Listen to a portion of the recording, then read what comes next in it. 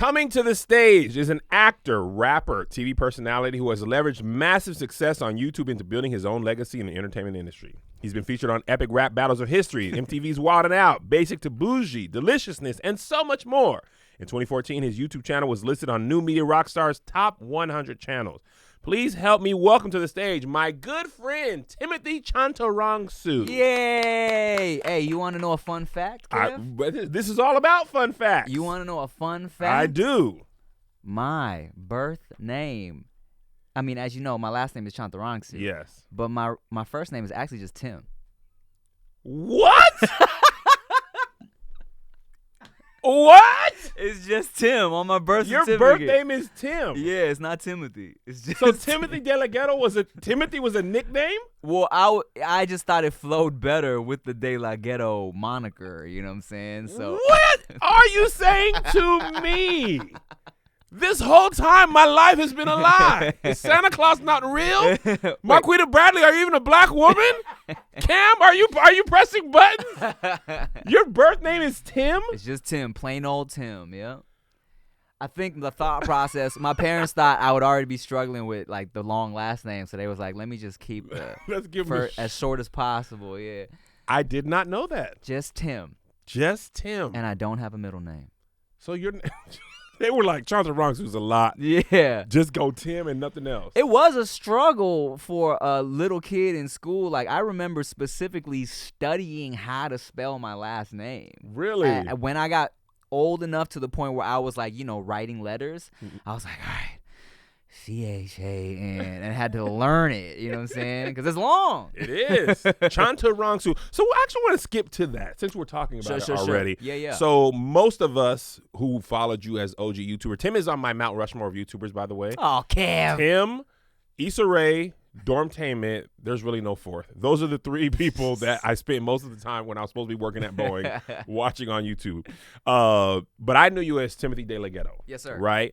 And I also, tell the people the story behind De La Ghetto and the switch to Chantarangsu. Sure, let's talk about it. Let's talk about it. If you didn't know, my stage name on YouTube used to be Timothy De La Ghetto, right? And let me just keep it simple first, and then I'll expand on it, sure. All right? So if you don't know, it's from an old episode of The Fresh Prince. Classic episode of The Fresh Prince. Will joins a poetry club to meet girls. He makes up a poet named Rafael De La Ghetto, all right? Mm-hmm. So I was a huge Fresh Prince fan growing up. You know what I'm saying? I'm an only child, so I felt like The Fresh Prince was I looked at him like an older brother. Okay. You know, that character specifically, that show, because I didn't have like an older brother, older cousins really to like teach me how to, talk to girls and how to, be confident. So I was like such a fan of The Fresh Prince, and I feel like it was a big influence on me, right?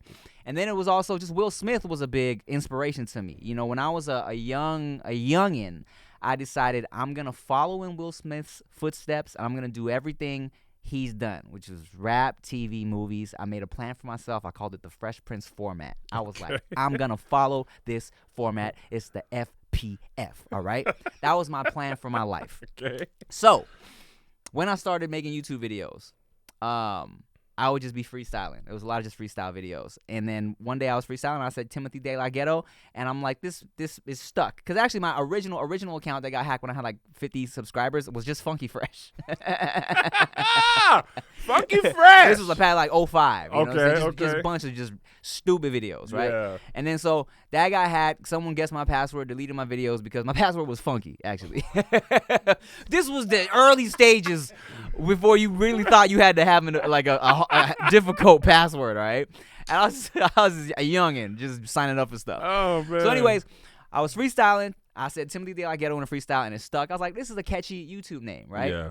And then it just kind of became my thing. I was like, I love the Fresh Prince. I love Will Smith. I will be the Asian Fresh Prince, Okay. Timothy De La Ghetto. Yeah. That name stuck, branding wise, and that was like my comedy stage name, right? And I had that name for a good up until like damn near 2 years ago. So that's like I've been on YouTube for 16 years, like 14 years, right? Yep. 13, 14 years. 2020, during the pandemic, you switched. Yes. Okay, so now fast forward. We're deep in the pandemic. I'm talking about this is when everybody is like on lockdown. We're not going anywhere. And I start contemplating life, all right? Also, look, I had already kind of been debating using my real name, but I was going to phase it out like on some 50 like Curtis 50 Cent Jackson type, have it in quotes, right? Mm-hmm. Because in my head, I'm like, look, if I see myself going where I want to go, accepting Academy Awards and whatnot, slapping Chris Rock, no. If I see myself at these award shows, do I really see like Glenn Close presenting an award to Timothy De La Ghetto, my YouTube name, right? I was like, nah, I need to really kind of like, I need to use my real name, right? Yeah. But it was already like my branding and this and that, so I was hesitant, you know what I'm saying? So now it's pandemic, think about life, and I'm like, if I caught COVID today and died, how would I want people to remember me, you know? So I thought, what is a better time than now while the world is kind of resetting to reset? Yeah. And it was a number of things, right? Because I was thinking like, if my whole MO over the like the years has been to really like make Asian kids proud of where they are, of who they are and where they come from, because I always make sure to like really highlight like Thai food, and I speak Thai in my vlogs a lot, because I feel like when I was growing up, a lot of kids were embarrassed about speaking their native language. Yeah. I remember talking to my parents on the phone and having to hide because I felt like, if the kids hear me, they're going to make fun of me. You know what I'm saying? So in my videos, I really try to make like young Asian kids and young Asian dudes specifically feel proud of who they are, where they come from, right? But I'm like, okay, if I'm doing that, I should really embrace my whole long ass last name, because initially I thought I need a catchy celebrity nickname, because they're not going to be able to say Chantarangsu. But if I'm at the level that I want to be, they're going to have to learn how to say Chantarangsu. They know how to say Timothy Chalamet. Exactly. They say that all the time. Exactly. And they say it right. Right. And he gets, man, look, I don't even know who he was, but then like people started like, they'd be like, I was Googling Tim Chantarangsu and Timothy Chalamet came. I'm like, who is this? but needless to say, right, I'm like, look, man, it's the perfect time to really embrace that. And also, if I died today, I would want it to be kind of like a testimony to just me and my people and like my family, you know what I'm saying, really rep, because a lot of people didn't even know I was Thai. But if you're Asian and you hear a name like Chantarangsu, you're like, oh, he's Thai. He's either Thai or Cambodian, because we're notorious for our really long last names. Got it. So, I just really want to fully embrace and represent and also plan for the future when I'm, at these award shows. I don't want them to be calling my YouTube name. You know what I'm saying? So Right. that's the long and short of it. And we talked about this before on the Squadcast. Yeah. But there was like a younger generation who had never seen The Fresh Prince, only seen me from Wildin' Out, and they were like, why is he calling himself ghetto? What is he trying to represent? What is he trying to highlight? And the thing about it is, too, I grew up in an area of Long Beach till I was like 10 or 11 that people would consider the ghetto. Right. But I was never trying to highlight that. It was just from The Fresh Prince. You know what I'm saying? And the further away from The Fresh Prince it got, the less people got that reference. Yeah, and like I had to realize, too, because I was like, I got to explain it to these kids. But then I'm like, look, man, the older I get, the younger they're going to get. Right. The more people aren't going to know about that episode. So I was like, all right, man, look, let me just hit the reset and just do it, That's crazy, because it's such a, like, I got it immediately. Right. The Fresh Prince, I think, started in like 88 or 89 or 90 maybe. Let's see. I think it was like 9. It was a long time ago. So a lot of people watching you on Wildin' Out weren't even born when that show went off the air. Man. Which is a crazy thought. People were born after 1996. Isn't that weird? I'd be like, what are y'all doing? People were born in the year 2000. And they're 22. That's weird. What are they doing in the world walking around? That's so strange. Where are your parents? People like, you born in 01 or 02. What are you 01 or 02, baby? Man, there's people who were born in 01, 02 that are professional soccer players in the NBA. And they were born when I was 18. Ew. But I'm almost 40.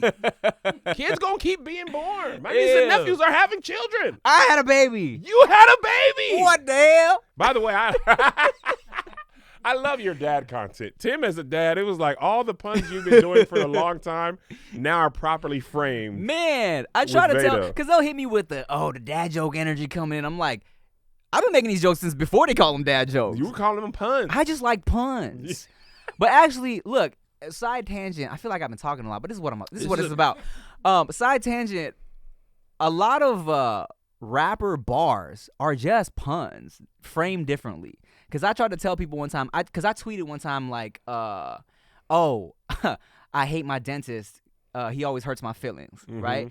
And people were like, corny, that's corny. But I'm like, look, if this was on a song and I said like something, yeah, me and my girl, something, we just chilling, but she like my dentist, she always hurts my feelings. People will be like, oh, yeah, bars. But it's just a dad joke. It's just a dad joke. It's literally just a dad joke. Like too many Urkels on your team. That's why your win's low. Oh, come on, that's not even a good one. That's, you know what I'm saying? Like they're really just kind of easy dad jokes. Man, most dad jokes and rap, it's just good double entendre. Yeah, that's all you did. All right, so let's go all the way back to a young Tim. Yeah. So you were born in Billings, Montana. Yes, I was. Do you remember any of that before you moved to Long Beach? No, because I was literally just a baby there. Baby Tim from Montana. Yeah. How did your parents get to Montana? Okay, so I'm a little blurry on that, but something about like my dad had gone there for some like skiing trip or something like that. And then he really thought it was just beautiful and thought, I'm going to move here for a bit. So he started just going, he was taking some like, he went to some college out there. He was taking like art classes and then he started working in a restaurant, like a Thai food restaurant, and then met my mom in Thailand, brought her back to Montana, had sexual intercourse. Is that how you were born? Oh, I was curious how they did things in Montana. Sexual intercourse. Not much else to do but ride horses and ride coochie. Yeah, pretty much. Riding coochie. I pictured my dad just surfing on my mom's coochie right now. But then I was born, and then for whatever reason, they moved to Las Vegas for a short period of time, and then Long Beach, and I was in Long Beach from like a baby up until like 12. Yeah. Okay, and then you moved to Paramount. Yes, we moved to Paramount when my parents took over a Thai food restaurant in Paramount called Thai Smile. They took over, just kind of redid everything, and we had that restaurant for like 20 years. That was one of my things. I told Tim this off camera before many times. When I worked at Boeing, I used to be like, man, I want to eat at Tim's parents' restaurant, but I didn't have money to travel for frivolous activities. And by the time I moved here, like shortly thereafter, they closed it. You retired them. And where were you? I was in Seattle, Washington. Well, I was in Tacoma living, but working in Seattle. I see. And Seattle is really big on Asian food as well. There's fire Asian food in Seattle. Great Asian food. Yes. So I've already been familiar, and Thai food is just creme de la creme.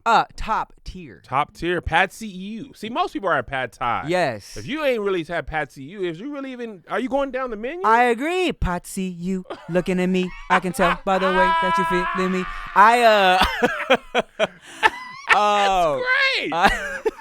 I got that joke. Even though I hate 112, that was a good joke. What? Slim and KevOnStage have a long-standing beef. I cannot stand Slim's voice. Really? Let me tell you what I want to do. Like cats scratching their claws on a chalkboard while being burned alive. Wow. But I don't want to make this about me. Let's not. Yeah. Well, about you real quick, I think it's great that you go beyond the pad thai because real ass Thai food. I mean, look, pad thai is great. Yeah. But once you really kind of dive into the menu a little more, there's some like solid sleeper bangers in there that people just don't know about. Give me your about. top 5 Thai food bangers. I'll tell you right now. I'm gonna have Thai for lunch now. Oh, I haven't had it in at least a week or two. So I tell you what I always try to put people onto if they don't know. All right, because the first few years of taking people to the restaurant, I would always be like, oh, okay, I'll order them pad thai, order some fried rice, because I would be like, oh, they can't handle the real shit, right? Yeah. But then I was like, wait, let me put them on to the good stuff. Yeah. So one of my favorite things that my mom makes for me, and you can order at most Thai restaurants, on the menu is gonna say like spicy basil beef or something like that. Okay. It is in Thai. It's called grapao. Okay. Grapao. Yes. I've had that at a Thai restaurant in Toronto. Yes. You went to the one that was downstairs? Yes. It's one syllable. Yeah. It's oh God, Waleed put me onto it. Yeah, yeah. I can't. We move have on to do it. Yeah. No, I agree. I can't move on. We just let me go check my. Enjoy text. yourselves. Talk amongst yourselves. Talk amongst yourself, guys, because it's just gonna mess up everything. Oh no! Here, I'll do this. It's called pie. Let me tell you what. Oh. It's called pie. Yes. If you're ever in Toronto and you want bomb Thai food, go to a restaurant called Pie. P-A-I. Toronto natives don't say the second T. It's Toronto. I've noticed that. Yeah, Toronto, not Toronto. Toronto. Okay. All right. So, Toronto, fam. Bear Thai food in Toronto, fam. So many Thai food spots. Them. All right. Well, anyways. Okay. So number 1, grapao. Okay. It's a for those who don't know, it's a ground beef, usually over rice, bunch of spicy seasonings, some mint leaves. Usually they lay a whole fried egg on top. Yes. Fire. Big fan. Okay. Grapao, and then I will order them something. It'll be on the menu. It'll say like crispy pork with Chinese broccoli. Okay. Super bomb. It's literally just like some crispy pork, Chinese broccoli, and like a sauce. Bomb.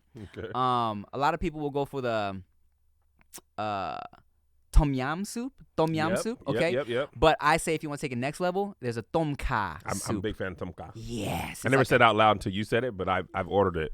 Bomb. It's coconut based. Yeah. Kind of sour, kind of spicy. Fire. 1, 2. That's 3. Like Kev said, pad see ew. Can't go wrong with a pad see ew. If you like pad thai and you're afraid of venturing into the more adventurous things, pad see ew. The noodles are big and thick. Yes. Like, I like noodles. And yes. I wasn't gonna go there, guys. And if you did, get your head out the gutter. Yeah, you little nasty. And number 5, sleeper hit. A lot of people, you think of noodles, you think of the Vietnamese pho, you think of Japanese ramen. Thai people got these noodles. It's called boat noodles. Okay. It's a dark broth, so it's super like filling. It's a lot of beef, little different cuts of beef in there. If you want to go all the way with it, get it by. It's gonna be some liver in there. It's gonna be some tripe in there. If you scared of that, you can just say, just give me the beef and the meatballs. You know what I'm saying? Liver and tripe. Yeah. I want to go all in. Oh, What was the name one more time? Boat noodles. Boat noodles. Yeah. Thai boat noodles. All right, so take me to Paramount High School. So is it true you sold candy and CDs and custom Air Forces? Which Wikipedia article is this? Listen, this is Marquita Bradley, personal investigator. This is some details. She gets it done. Was that the beginning of your entrepreneurial journey? Yeah, probably. Okay, so Paramount High was my first time going to a public school. I went to Christian school from preschool to 8th grade. Okay. And then a Catholic school for our freshman year. It's weird over there. Them Catholics are weird, bro. But so I was at Paramount High. It's like Paramount High's like 75, 80% Mexican. Okay. And then after that, probably black, and then some white and Asian and Pacific Islanders sprinkled in there. You know what I'm saying? And so this is my first time being in public school, and yes, I started selling candy because I'm like, this is my first time in public school. I need to be fly. I didn't want my parents spending money on all this name brand stuff. You know, it was like $200 for a Sean John sweatsuit, So I really wanted to be fresh. So, my parents, they would go to like Smart and Final or whatever, and they would get stuff for the restaurant, and I would get a box of Snickers and a box of M&Ms, and you get a box for like $10, $15, and I would sell each one for $1 at school, and that's how I could kind of afford to like buy a new pair of Air Forces or whatever. And so, funny story. One time, I would just walk around with Ziploc bags with the candy, right? Yeah. So one time I was, just slanging the candy in class, and third period specifically, Mr. Wolf, he saw me selling in class. He was like, "Tim, really? You gonna sell during class? What club is this for?" And I was like, drama class, right? Drama club, because I was super cool with my drama teacher, Mr. Carlin. So he was like, "I'm sure Mr. Carlin would love to know that you're selling candy in the middle of class. Give me your candy." I was like, damn. So I gave him the candy, right? And then right after class ended, I ran to Mr. Carlin's class. I said, Carlin, I told Mr. Wolf, I'm selling candy for drama, all right? He's going to give you my candy later, just so you know. He was like, all right. So I get to drama, 5th period. I'm trying, thinking Carlin's going to give me my candy back. Right. Carlin hands me back a bag of money. He's like, yeah, kids kept wanting to buy candy, so I sold it. I sold it for you. I was like, Carlin, oh my, thank you. What a G. Rest in peace, Mr. Carlin. He was the best. And then, so then I eventually evolved. I had one of the first, I was one of the only people in school that had a computer that could burn CDs. So I immediately, just started bootlegging CDs. to make some extra money. And whenever a new one would drop, like when Black Album dropped, Jay-Z, your boy made a killing that week. Everybody was like, Tim, you got that new Black Album? You got the new Black Album? And what I would do is I would immediately go get the new CDs, and then I would sell bootlegs for $3. I would sell mixes that I would make for $5. And I just kind of sold your mixes for more than the rapper sold. You sold their no, albums? It wasn't mixes of my music. It was mixes of popular songs. No, I mean, no, but the Tim mixtape was worth more than that rapper's actual yes, album. Because I was really paying attention to what was popping. I would make a whole compilation, and people would be like, "Oh shit," because it would be songs they wouldn't know about, and so I would sell these, and it was more effort to make a mix. You know what I'm saying? See, Spotify, y'all just took what people was already doing and monetized it. Pretty much. You Swedish people. I didn't really Swedish have meatballs. Yeah, I didn't have nothing after Swedish. So you little friended grundy brindis. So and then if the CDs that wouldn't sell, that were kind of old or whatever, I would put a little red dot on them, and I would have like, this is my red dot sale. Those would go for $1. So I would literally walk into a classroom just to say what's up to people. They'd be like, Tim, what you got today? I'd walk into a class and leave with like $200, like just saying what's up to people, because I was like the bootleg man. Yeah. And then when Air Forces were really popular, I saw on some like fashion website, because I used to look at that stuff, that like Nelly and Jermaine Dupri were getting their shoes like custom painted, and I was like, I could do that. So I went to Michael's, got some acrylic paint, started customizing my Air Forces to match my jerseys, and then people would hit me up to like paint their shoes. So I would do that for like $20. And yeah. Dude, you was hustling since forever. You know what? It's just I didn't want my parents to pay for me trying to look cool. You know what I'm saying? But you actually did something about that. Yeah. That is amazing. Thank You eventually paid their house off. Yeah, with M&Ms and bootleg CD money. Nah. Just wait. All right, so you were a theater kid in high school. Yeah. So yes, it was. Yeah. Do you remember any of your favorite plays or anything that you did that was like helped put you on this path? I'll tell you specifically. Okay. I got some good stories for you, Kev. This is great. I'm glad. The people are gonna get to know me on this episode of This Coming is to the the hope. Stage. And I tell you what, real quick side tangent, guys. I got dressed for KevOnStage. He got a fit off, ladies and gents. If you watch every other ADD like KevOnStage studio shoot, I'm in a hoodie and a beanie. Maybe hoodie and a beanie, right? Yeah. But I was like, you know what? I'm going to get dressed for Kev today. You got the hair slicked back? I was like, I'm going to put product in my hair today for Kev. I had a little pimple. I took my wife's Fenty. I splashed a little bit concealer on because we're almost the same color, even though she's not Asian. And it's convenient. Okay, oh my gosh. Specifically, when I went to Paramount High, because I was definitely like the class clown and stuff. I did little musicals and stuff in junior high too. But I went to Paramount, and I low-key had a little existential crisis, right? As a sophomore, because this is my first time ever being in a new school around new people. And I'd always had the same friends since I was like first, second, third grade, right? Okay. So now I'm in a new high school, first time in a public school. I didn't know anybody. And I'm like, wow, am I shy? Because I wasn't talking to anybody. I wasn't making friends. I'm like, was my whole image of myself as a class clown only because I was comfortable? Like, can I not get outside of my comfort zone? Yeah. So in drama class, we would do these free writes, write about whatever you want. So I'm like venting, what I'm saying? Like talking about how I used to do this and that. And I'm feeling real self-conscious, and I don't have any friends now. I don't know who I am anymore. So Mr. Carlin was like, you know what? After he had kind of seen me play a couple games in drama or whatever, he was like, you're going to host this talent show coming up. It's called Putting on the Hits. He was like, I'm going to put you and this other girl. She was a senior, so she was already popular. He was like, but I'm going to put you and this girl. You guys are going to co-host it. And I was like, all right, man, whatever, right? Yeah. I was like, okay. So I went up on stage, and specifically, there was some technical difficulties one time. I was like, I got to just riff now, right? So I'm just riffing, improvising, being stupid. And I remember, like, people were feeling it. People were laughing, right? And that was the first time that I came back to school on Monday, and all the cholos were like, hey, fool, you're funny, fool. You're fucking funny, dog. Yeah. And I was like, okay. And then that's when they kind of started knowing who I was as a funny person in the school, Yeah. And so I was in drama, and the beautiful thing about Paramount High is all the athletic teams were trash.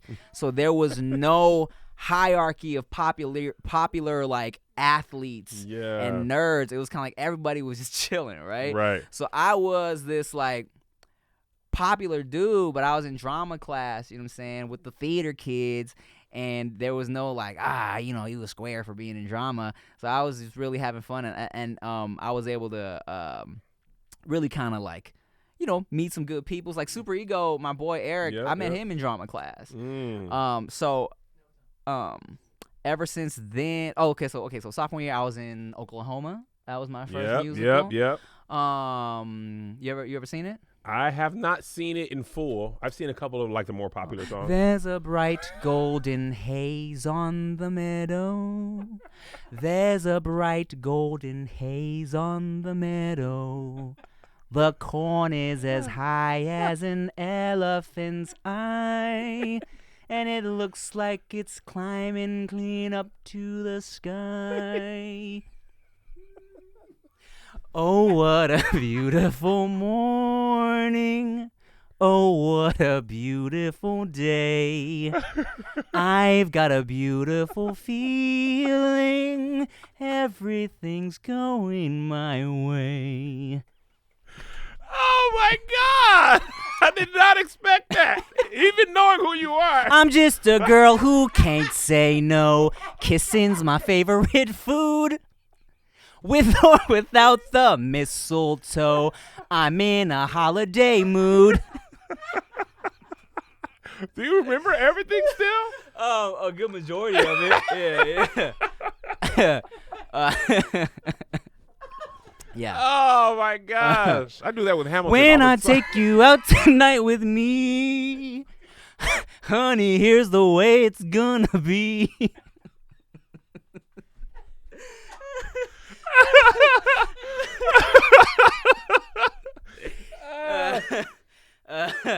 Yeah, nah, but I do that with Hamilton as well. It's getting hot. Oh man, that was great. So was that the play that changed your life? Oh, come where the wind comes sweeping round the rain, and the raven wheat can sure smell sweet when the something. Now I've seen it. I don't need to sign up when it comes to the Pantages Theater. Tim gave us our own personal performance of Oklahoma. Oh my God. But yeah, so I loved musicals. I've always loved musicals. Even like before I was doing them, I always liked watching musicals. My mom always used to put on like The Sound of Music, and I love like Mary Poppins. Yeah. And, Disney movies, like that was always my, I enjoyed those. That's amazing. So boom, you leave Paramount High. Yeah. You graduate. You attend Cal State, Long Beach. Yes. How did you get into that? Because it wasn't you didn't go the whole time. You changed your life there, but what was the thought process? Yeah. Well, you know what? My parents were always, like traditional Asian parents. I don't feel like just parents in general. I always say Asian parents. There's always the narrative of like Asian parents want to make sure like they strict on you for getting good grades and getting an education, but I feel like that's most parents, right? Yeah. But it is a very usually Asian kids will steer clear of the entertainment industry because they feel like my parents would never be down for this. Yeah. You know what I'm saying? So, my dad and my parents were always super supportive of me. Like they always went to all my plays. They were even as a little kid, I loved doing impressions. They would always be like to their friends, like, oh, like, Tim, do your impression of blah, blah, blah. Like they knew I loved being on stage. I loved making people laugh. And they were super supportive of that, right? Okay. But they were also, they also made sure my grades were good and like, and they were good until high school, until I got to public school. And then your boy was having fun. Right. But still they were like, do this, but make sure you get your degree and have a backup plan. That was always the mentality, okay. Right? And I remember when I started making YouTube videos, I was in college, and don't do the math on that. And so, and my dad, he was always like, oh, and because I was also making movies with my boys that I went to high school with. Okay, so we were making little short films, submitting them to different like online contests, whatever we could get into. And my dad was like, "Okay, yeah, you know, this is great. Love your stuff, like, but make sure you get your degree, right?" And even as the YouTube stuff started beginning to pop off, and I was like getting booked for different like college shows, or I was traveling here to do little this and that. He was like, "Okay, that's great, but make sure you get your degree." That was always at the end of the day, right? And then so I'm like, yeah. In my head, I'm like, I'm gonna get this degree for some bullshit like communications. I'm like, here's your piece of paper, and I'm gonna go be famous, right? Right. And then there was one semester specifically where I was presented with the opportunity to do a show in Australia. And I was like, I've never been to Australia. This is great. I'll just take the semester off. I'll go to Australia, have a good time. And I'll go back next semester, right? And then, I took another semester off. And then I took a year off. And then once you take 2 years off, Cal State Long Beach is like, all right, man. You can't, like, all right, you what you doing here, So, and then I just never went back, Oh, so it wasn't like a dropout in that sense. You had planned to go back, but then well, it was kind of like after 2 years, I was like, you know what, I gotta ride this momentum, because I was at a point where I was still trying to do it. I would register for a whole semester of classes, but because of everything happening, I couldn't keep up. I was just kind of like mediocre at both, right? I was stuff was going all right with the YouTube, but my classes were meh. I was dropping them. I was, it was doing right? Yeah. And then so I was like, I need to commit to one. Yep. So after that second year off, I was like, I'm gonna go hard on this YouTube stuff, right? Yep. And here's what I tell all the kids, and especially the Asian kids who are like, what advice do you have for like if my parents aren't just supportive of me trying to pursue the entertainment career? And I tell them, I'm like, look, man, I know they really trying to drill in that you need to get a degree and a good job, but they will be okay once you start giving them money. Once you can give them some money, they're like, oh. And it's funny, but also at the underlying point is that they just want to make sure you're straight and you're taken care of, And I remember specifically there was a time where my mom was like, want to take a quick break from this podcast and tell you about our sponsor for today's episode, BetterHelp. This podcast is sponsored by BetterHelp. Life can be overwhelming and many people are burned out without even knowing it.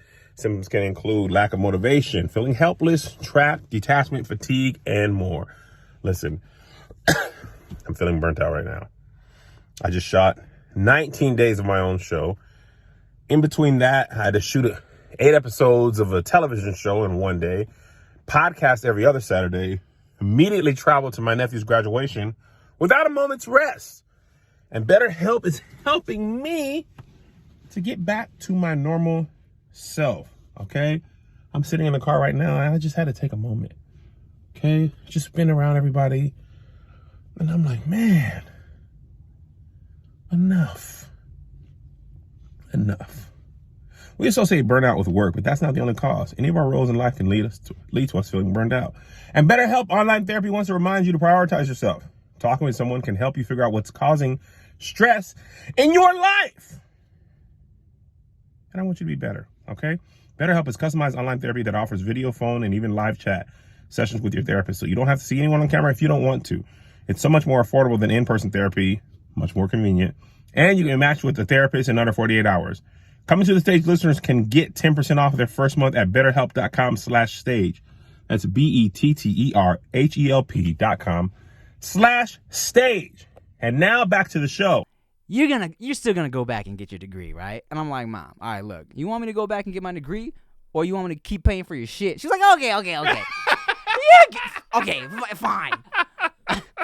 and I always tell people, the moment I knew my dad knew it was serious, right? Because, parents always have things that they brag to their old friends about when it comes to your kids, And my dad, I used to overhear him talking to his friends, and he'd be like, yeah, my son, he's majoring in this and that at Cal State Long Beach, and also he does these like videos with his friends. I'm like, oh, okay, cool. And then one day I was listening, and he was like, my son's famous on YouTube.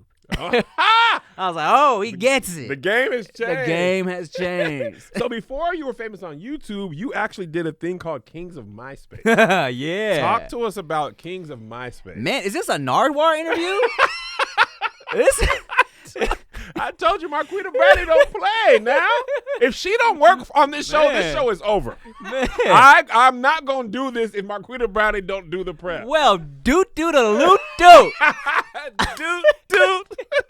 Okay, so as I said, me and my boys from high school, we used to, and it's a blessing to have a circle of homies that understand what you want to do and are after the same thing, because I feel like a lot of people trying to pursue it, they run into problems where their friends are like, man, what are you doing? Like, this isn't going to work out. You know what I'm saying? And that's where the struggle is. I'm blessed to have homies that from the jump wanted the same thing, and we supported each other, all right? So I'm like, specifically, it's my boys PD Flow, Super Ego, Ricky Shucks. These are their YouTube names, okay? So early, before YouTube, we were this was, YouTube had just started. This was probably 07, 08-ish. I don't know, something like that. We did a video called The Kings of MySpace, right? And my boy PD Flow, he's really nice with the graphics. Back then, it was like the stuff he was putting out, it was like, whoa, this is unheard of for our YouTube video. So we did a video. I wrote a song it was a rap song about how, like, we are the kings of MySpace, and just saying, like, we get so many likes and so many friend requests, but it was bars. It was bars. I was like, you know how we used to sign on to MySpace, and you would get hyped when you would see, like, oh, new picture comments, new this comments, new this comments. I mean, one of my bars was like something. I got so many friends. I see more news flashing than CNN. Woo! I mean, come on. So it was funny. It was bars, and for that time, it went viral. You know what I'm saying? MySpace Tom posted a bulletin about our video. Wow. And we got featured on YouTube all in the same week. Back in the day, if you don't know, YouTube, they would feature certain videos on the homepage. There was no algorithm. It was just, look at this video. You know what I'm saying? So we were like, whoa, we made it. Right. You know what I'm saying? Right. It was like Tom, YouTube, and we were like, okay, this is it. We went and celebrated at BJ's. We were like feeling ourselves. We were like, yo, Pizookie time. We made it. So, and that was kind of the first time we ever really went viral. And that, so as a result, we all had our MySpaces at the end of the video, so people go at us, right? Mm-hmm. And my MySpace was a MySpace music page. My rap name used to be Traffic. That was my rap name. And I remember, because of all the traffic from that video. Is that where the name came from? Partly, yeah. What's the other part? I'll tell you right now. Okay. And from all that traffic from the video, I actually hit a list as one of the top 10 unsigned rappers in California at one point. Really? Yeah. Oh, it's kind of crazy. Okay, so my original rap name, my old rap name, Traffic. Now, I had two names because I had Timothy De La Ghetto and I had Traffic because I didn't want people to think I was making comedy rap. Got it. So I wanted them to be like, okay, Timothy De La Ghetto is for the funny stuff, and then Traffic is for like the actual music, the bars, because I'm not doing like parody rap, you know? Yeah. So the original name Traffic is, all right, so when I was in high school, I used to rap with the homie Cameron, okay? We used to rap together. He was calling himself Traffic. I was calling myself Ticket. And so we were Traffic Ticket. That was the combo, right? And then after we graduated, he stopped rapping. And I was like, all right, can I have Traffic? I like it better. And that was the name. But I would tell people stuff like, nah, it's because, like, when you're, like, drug trafficking, you're bringing something that people don't want there. So I'm bringing something to the game that they're not ready for. And then when I started popping online, I was like, yeah, because, no, I'm doing it online, so I'm getting a lot of traffic to the websites. And I was, just trying to make it sound cool, Oh, but the truth is, it was just you and your boy. Yeah. And he stopped, and you were like, hey, let me get that traffic. Yeah, I was like, you gonna eat that?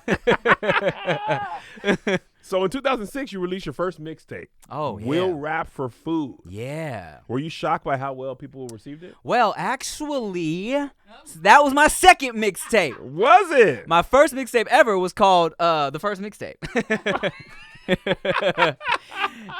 But this was early on. This was like probably like as soon as the Kings of MySpace YouTube stuff started happening, or like I put out like just like 10 very cheaply recorded songs, literally in PD Flow's room, you know what I'm saying, called The First Mixtape. And then Will Rap for Food came out a few years later, And with both mixtapes, I was really surprised at how much support I got for the music because, you know, there were kids like all, because I was sending them for free at first for the first mixtape, especially. I was like, let me know if you want one, I'll send it to you. And I was getting requests from like all over the world. I'm like, man, this is crazy. Like the internet is crazy. You mailing them or? I was mailing them. Yeah. You were literally mailing CDs. I was mailing CDs to anybody who asked for them. Yeah. Really? And then, but the request got so overwhelming. I was like, all right, I got to do something else, you know. Wow. So then I started selling them, you know. But I was making like, you know, bootleg. I was making copies of the CD and literally mailing them out. So you were losing money. Yeah. Building your name. Yeah, man. So in 2009, you put out your first album, Rush Hour. Oh, wow. Yeah. Flew to Ohio to record the video. Where did the concept for those videos come from? Talk to me about Rush Hour. So Rush Hour, okay, so I had done some rapping on YouTube, right? And there was a rap duo by the name of Young Deuce out of Ohio, and their manager hit me up and they were like, yo, I manage these rapper producers, we'd love to produce a whole album for you. We'll fly you to Ohio for a week and we'll knock it out. And I was like, I mean, no one ever hit me up with an offer like this before, you know. I've never been to Ohio before. Shout out to Fairfield, Ohio. Shout out to Grippo's Chips. That's some chips they only got in Ohio. They're delicious. And so we flew out. I was with Rick. I brought Rick with me. And Rick's actually on a couple of those songs too. Rapping and singing.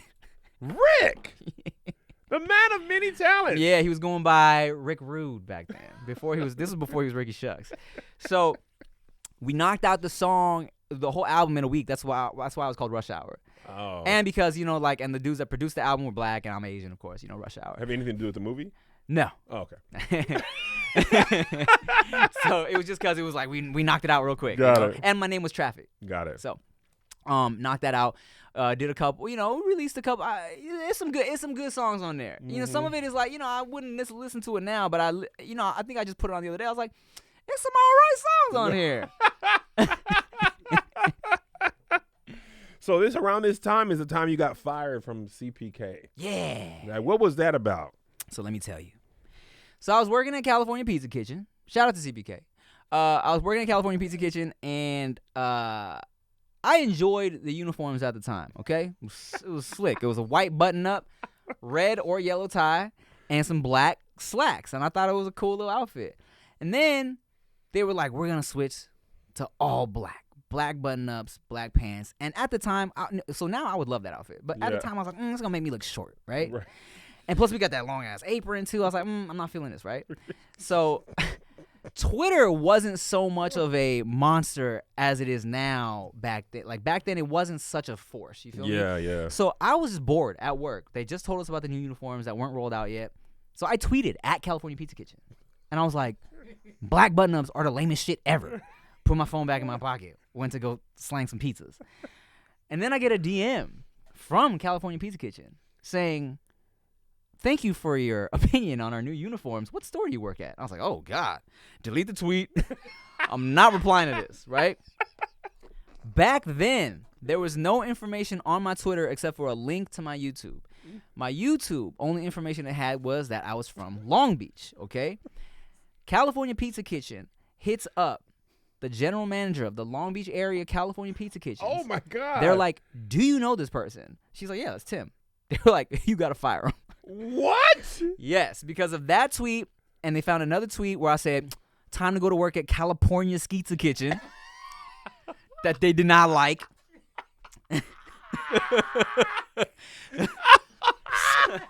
They wanted you out of there. Apparently, there's something in the old CPK handbook that says you are not allowed to disparage the company on any public whatever. You know what I'm saying? Oh, my God. I was just glad they didn't find the tweet where I was like, I love going to the walk-in freezer and stealing food. Because I used to be just back there bored eating pepperoni. Really? Yeah. I would love to see the security camera. Tim sitting on a box and just eating refrigerated pepperoni. Yeah. Nah, I want no cameras back there. Why did you tweet it at them? Because I didn't realize the brevity of this, of how much that tweet would, just the how much trouble that could cause. You know what I'm saying? I would never do that now. I love how you thought, I'll just delete this. Yeah. Everything will be okay. Damn. So yeah, they fired me, but I'll tell you this. The week I got fired, and this is why I believe in the universe and you know and just like God's plan and just things, right? The week I got fired, I won a YouTube contest for $15,000, which gave me a nice little cushion to really go hard on the YouTube videos, you know. Yeah. And now I had time. I wasn't working, so it was like, you know, I felt like, you know, one door closes, another one opens. Yeah. And I hadn't worked a real job since, you know. Since that. Yeah. Since 2009. Yeah. That is at least 10 years ago. Yeah. 13? 13. 13.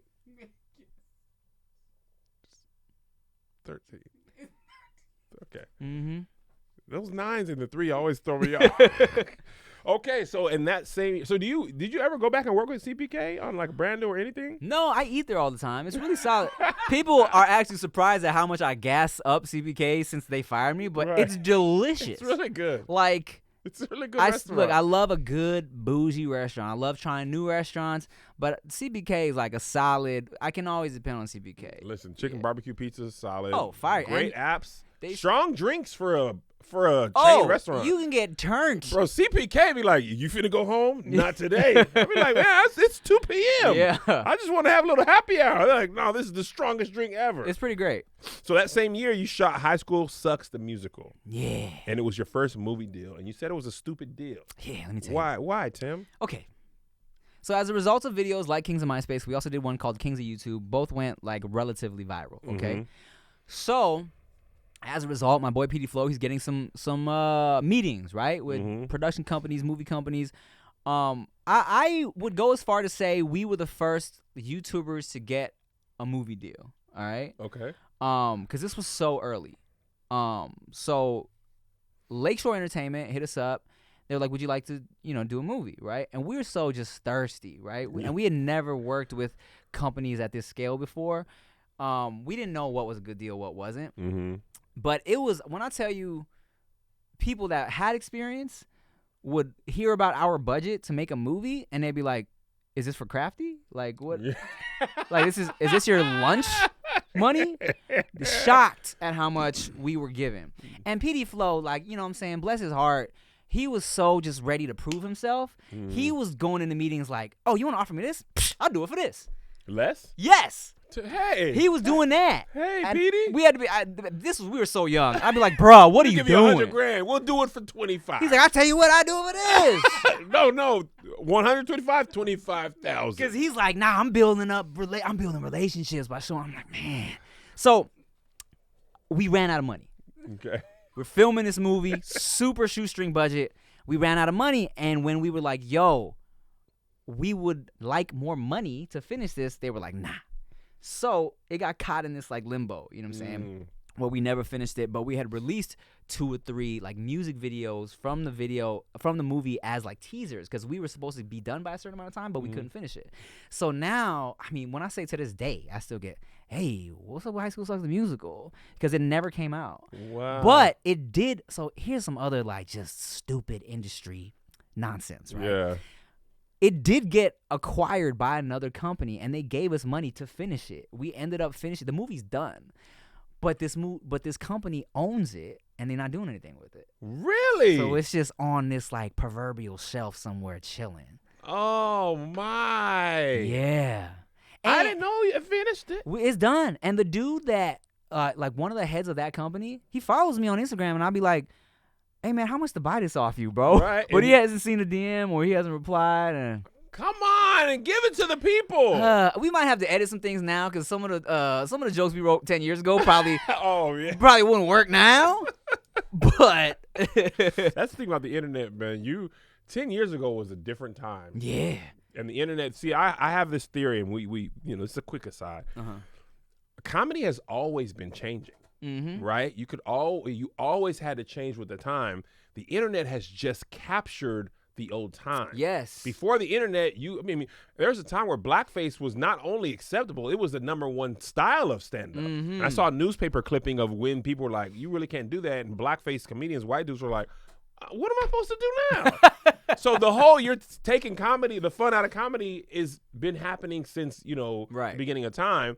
Just the internet is like, if I saw myself back in 2010 or 11, the stuff I thought was funny or the stuff I said on stage, you cannot say those words no more. I mean, I think that's how people forget to look at it, right? You got to look at yourself 10 years ago, the stuff you were saying, the stuff you were laughing at. Like, people change. Things change. The internet just be like, 2010, you thought it was funny? Like, well, in 2010, that was funny. It was okay to laugh. We didn't even know that was problematic. Problematic wasn't even a word then, really. Exactly, bro. Problematic is a relatively new idea. The craziness is people be like, this dead person, look what they said in 1930. We shouldn't be sad about them being dead. They said this in 1925. Like, what? About them being dead? The problem is when you want to hold to the stuff from then and still say it's funny and still if people found my old tweets, I'd be like, yeah, that's what I thought then. I'm sorry. Yeah, man. But people tell you it's wrong, then you learn. Yes, I've done some sweeps of my tweets, and I've privated some old videos. Oh, I've done sweeps. Yeah. I went some stuff, and I was like, boy, was you crazy? But it didn't even catch no flack then. I mean, and back then, 2010 Twitter was, I'm gonna be reckless just cause. That was whole part of the whole culture of that app. Yeah. Because you just feel like you're tweeting this. I don't know where it goes. Yeah. I just hate my job. Black buttons ups are stupid. Anyway, wait, I'm fired? Why? Exactly. It was like a bubble. You know what's interesting? Twitter is the reason I got the name KevOnStage. Really? Because I was tweeting reckless, like we all were, and my name was @KevinFredericks, and I was like, man. Somebody finds this tweet, I don't have a common name. If you go to KeyBank, Kevin Fredericks, it's going to be me. I'm black. So I was like, I'll do KevOnStage because I'm a comedian. I'm on stage. That makes sense. And then I changed my Twitter picture to just a microphone and be like, am I Kev? Oh. I got fired anyway from that job, but it wasn't for tweets. So my plan was like, it worked, but I was a bad employee at the same time. So anyway. But real quick. Yeah. I can see you over there just chilling with your girlfriend. Can't believe you're by yourself. You should be here with me. I should have never told you. Dancing with me. Singing with me. Breaking with me. You know how much torture it is to enjoy their music but not Slim's voice? I like the songs. I want the other three to sing them. Give them to Q. Woo, man, Q has this on part 3, the song with all the bangers like Peaches and Cream and all those. Q has this song called I'm a Player. Oh. Woo! And I remember why did let Q sing more Q. They should have. And I remember I was dating this girl at the time, but I stopped. I kind of ghosted her because I felt like she was getting too serious, and I felt really bad about it. Yeah. And I would put on that song because it was like, I'm a player, and be like, girl, I thought you knew. And I remember listening to that song and be like, Annabelle, I'm sorry. I didn't mean to hurt you like that. Oh my God. Okay, so in 2011, you hit 1 million subscribers on YouTube. Damn, is that when that happened? 2011. Okay. What was that like? Because listen, 1 million subscribers on YouTube was not common. It's really still not that common now. YouTube is a very hard platform to grow on now. Yeah. But at that time, what did that feel like? Back then, hitting 1 million subscribers was like monumental. It was almost like a small special club when you hit 1 million. Mm-hmm. You know, nowadays there'd be people with 15 million. I've never heard of them ever. It's crazy. And then you go to TikTok, it's kids with 30 million. And you're like, oh, okay. Bruh. But yeah, back then 1 million subscribers was like, wow, mind blowing. You know, it was like, man, 1 million is like the population of Oklahoma. Every night, my honey lamb and I sit alone and talk and watch a hawk making lazy circles in the sky. How many songs is in this musical? I feel like we're halfway through the second act by now. Intermission should be coming soon. I want out of this musical.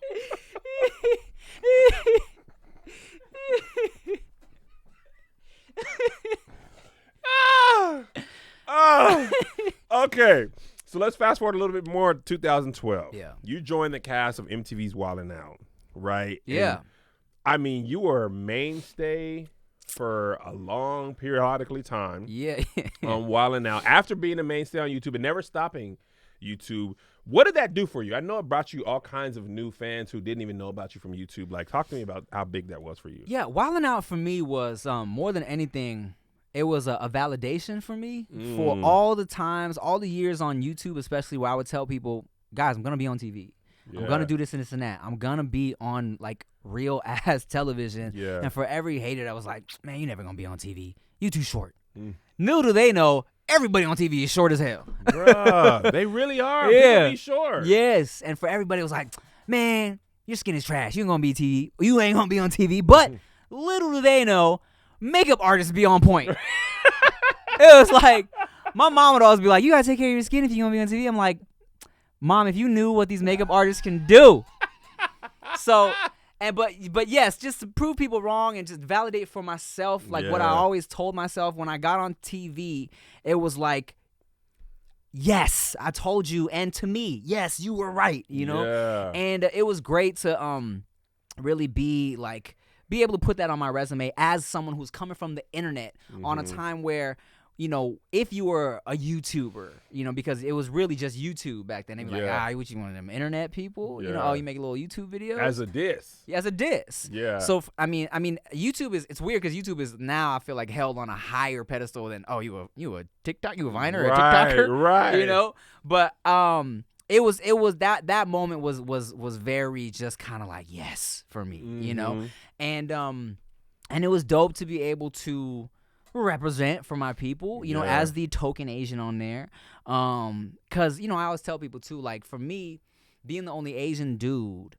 most of the time when we were doing the Wild Style at the end, they weren't roasting me, they were roasting Asian people. You know what I'm saying? It was all Asian stereotypes. It was just not Tim specific stuff. Yeah, it was just that, you know, like your basic 3 to 5 Asian stereotypes. And I can't necessarily hit back with all the black stereotypes. Where's your dad at? Right. Oh, hey, man. Yeah, what? you only get like one of those per season. And I never did one of those, you know? Right. But like I would have to come at Carlos specifically. Carlos's beard or Chico's head. It was like I couldn't come at it from that angle, you know? Unless it was like you got to navigate it right, you know what I'm saying? But I would also, that's not something I could really do like that. And luckily for me, going to a school in a very like diverse area and like battling people at lunch, I was already used to rebuttaling jokes like that since I was a little kid. So when they come at me with the, oh, you know what I'm saying, Tim's mom cooks cats and dogs, like it was easy to be like, nah, we don't eat dog, but I eat your mom's pussy, whatever. Now who's winning? Because your boy got comebacks stored for days, you literally know? heard that joke since second grade. And it actually got kind of difficult for me on the show because when the first few seasons, when they would attack me because they'd be like, I got this easy joke for Tim, but then people learned I got these fire comebacks, they kind of stopped coming for me. So like, so if I wanted a moment during the Wild Style, now I gotta call someone out, and I hated calling people out because when you get called out, people are more likely to be on your side. So when they would be like, oh damn, what they coming at Tim for? Oh, Tim got a bar. Yeah. But when I'm like, all right, hey, Carlos, come here, man, or Justina, come here. Now they automatically rooting for the other person.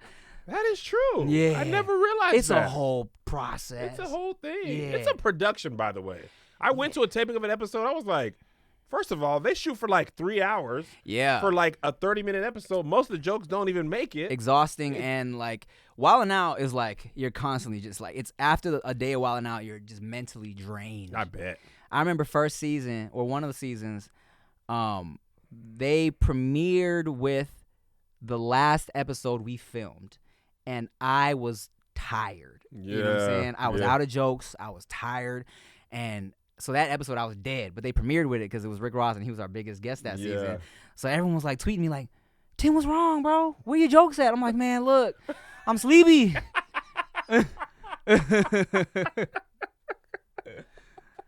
You've had some success with MTV. You were Wildin' Out. You on your own show, Deliciousness. Is that true? That's the first credit you had with your actual birth name? Yeah. Oh, How did that feel? That was great. Look, MTV, they are really great with, if they F with you, they are good at thinking of you for other things. And me skewing off and doing food for the past couple of years has really opened up a lot of different opportunities, Deliciousness being one of them. Yeah. And Deliciousness is great because compared to Wild 'N Out's workload, way easier. Really? Oh, Kev. Bruh. For Wild 'N Out, okay, every episode we shoot at least 2 hours. We play 4 games. It's this game, a song game, a wild style. You're hyping up the crowd. You know what I'm saying? You gotta you're looking at people like, is this person gonna say this to me? You know what I'm saying? You're all mentally just always here. You know what I'm saying? Ready to fight. You know? Yeah. Deliciousness. I sit on a couch. I show up. I get makeup on. I sit on a couch. And I just say whatever stupid shit that comes to mind when I see this clip. We knock out like 4 episodes in a day. There's only 4 of us on the show, so pay is way better compared to Wild 'N Out, which has like 20 people that they got to distribute funds to. You know what I'm saying? Oh, it's beautiful. I get to look at Kelly Kapowski all day. It's amazing. And you love food. I love food. Yeah. You have been doing food content. Little aside. I hit Tim when I saw Sin Foods. I was like, Tim, you've just shown me that this can be done without chef people. Because I watched Sin Foods, you and David, and all we did was put the black version on that and say, oh, we're going to go to black restaurants with black comedians. Yeah. But it's basically Sin Foods with niggas. I mean, and that's beautiful. I started Sin Foods because, yes, I love food shows. I love food. But also I felt like, there was a whole demographic of foodie that these food shows weren't catering to. Absolutely. You know what I'm saying? And like shout out to like Guy Fieri, because like Diners, Drive-Ins, and Dives, like yes, that's also I feel like food for more like the common viewer. Yeah, but he's a chef. So not a person. Exactly. Like he's a person, but you know what I'm saying. No, he's not. Yeah, he's not a regular. Just a regular person. I might not know what type of stuff they're putting on. When I bite it, I'll be like, that's oregano. I'll be like, this is fire. Yeah. I don't care what it is. It's like, what's this, pepper? Right. So like when I hit up David to do Sin Foods, David's a little more knowledgeable about the food than I am. So I like that I could kind of play this angle of like, because he'll be like, oh no, this is a remoulade of whatever, and I'll be like, oh, the fuck is that? And then we get to play this angle of, we just are 2 people that enjoy food, and we want to try everything and drink everything, and I think, it really appeals to people that, yes, I don't know, but I would like to know. Absolutely. And Tim paid for that out of his own pocket. I paid for that show out of my own pocket. Before you sold it to Thrillist. Yes, that's right. You believed in it, and you funded it. You always got to just believe in yourself. And then I feel like, not only will people be like, yeah, but the universe will be like, yeah. I'm telling you, man, if you're pushing a car, somebody's more likely to get out and help you push. If you're standing behind a stalled car, people are just going to drive by. Fire. That's good. Where'd you get that from? I just made it up. So before we close, I want you to talk to me about, you've accomplished a lot, but I know you want to accomplish so much more. So what would you like your next 5, 10, 15 years to look like if it went the way you want? Okay, so if it goes the way I want, because people ask me this all the time, like, why do you still feel like you need to like work? You know what I'm saying? If like you're like successful, whatever, right? But I let's go back to the Fresh Prince format, right? FPF. So FPF. So arguably I've accomplished that. I've done music, and the music like did great. I was able to travel the world doing shows. I've been on TV. I have a show on MTV currently. I've been in a couple movies here and there, like little small roles. Done some terrible independent ones. So ideally for me now is to take all of that and multiply it times 10, right? Okay. Like, I'm about to work on my first album for the first time in 10 years again, under Tim Chantarangsu. Oh! Yeah. No Traffic, because Traffic we let go in 2017. Yeah, and I've been kind of dropping random singles here and there, and like if people want to collab, but this is my first project since my Cruise Control album, which turned 10 years old this year. Which is, fire album if you want to listen to that. And so, it would be great to really, just get some more people listening to my music. But in terms of like the TV, like, oh yeah, I'm on MTV, but I'd love to be on some ABC, NBC scripted situation, Yeah. And as far as movies, I'm trying to write one. We've been talking about this for how long, Tim? I know. I'm sure there's so many other KevOnStage interviews where I've been talking about the same movie I've been trying to write. And also just be on some real headlining, my face on the poster movie. Yeah, you know? yeah. I have no doubt you're gonna achieve all that stuff. Thank you, Kev. And you're also supposed to invite me to eat dinner with your parents. That's going down. I feel like I'm not gonna ask anymore, Tim. No. I feel like I'm bothering you. No, you're not. I've been like, hey Tim, I want to, your mom flew me fire, and she slide the egg off. I'll be like, man, I would love to see what that tastes like. You will experience that this year. Stage crew, Cam, single me out. You heard it here first. This year, can I bring Melissa? Of course. Me and Melissa, Tim and Chia, Baby Veda. Wait. Ask me again. I missed the opportunity for a joke. Ask me again if you can bring Melissa. Can I bring Melissa? Hell no. All right.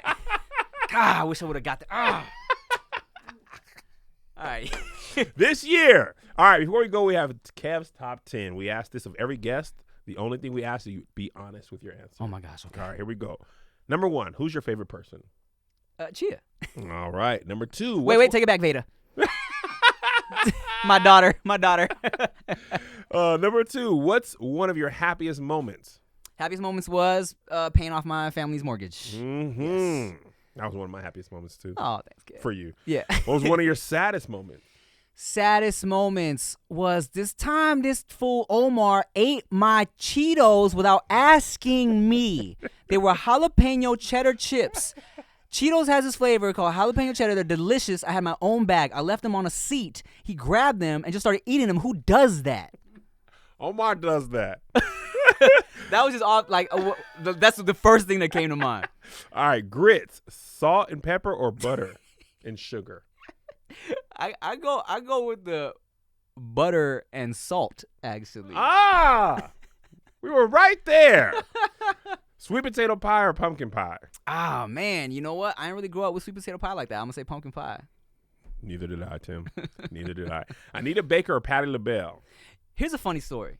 Okay. Real quick. My boy was just at the He was at the Grammys and he went to an after party. He was like, "Yeah, so we was at this club and I ran into Anita." And me and Rick were both like, "Baker?" And he was like, "Man, that Brazilian girl to be shaking her ass." Oh. And I was like, "Yo, I'm old." So I'm gonna say Anita Baker. All right, we usually say favorite black saying, but favorite Asian saying. Favorite Asian saying, and this is I say this because it's not an Asian. I say this because everybody should say this. Take your shoes off before you come in my house. Respect. Respect. What excites you?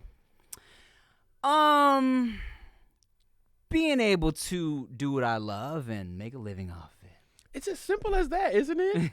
I tell people all the time, like, bruh, I used to work jobs I hated. Yeah. Money's great. Trust me, I love it. Mm-hmm. But being able to go to work and do what I love, that is the peace. Mm-hmm. That is the peace that surpasses. Surpasses? Surpasses? Why did I say surpassive? I went King James. I went KJV. Can't go KJV if you ain't warmed up. Not even new King James.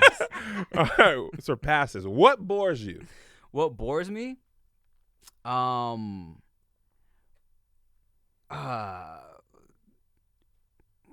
bores me? I'm trying to think of what makes me go, ugh. And I guess it would be people that make small talk when they're trying to talk business. Oh my gosh. It's like, bruh, you're not my friend. Right. Get to the business. We don't need to do Let's this. get straight to it. All right, last one. What do you want your legacy to be? Man, my legacy, I want my legacy to be, I mean, aside from, movie star, amazing bars, fancy cars. No, I'm I want people to just remember me as someone who just spread laughs and positivity into the universe, because I really feel like, when anyone hits me up and they're like, "Hey, man, I was having a bad day," and I feel like a lot of people say this, but whenever people hit me up and say, "Hey, I was having a bad day," and your content really cheered me up, or you brought me out of a dark place, just by being your little stupid self, I really feel like it gives me purpose. You know what I'm saying? Yeah. It's like it tells me why I'm here existing in the universe. So if people can just remember me as somebody who made them feel better, spread some love and positivity. That is my legacy.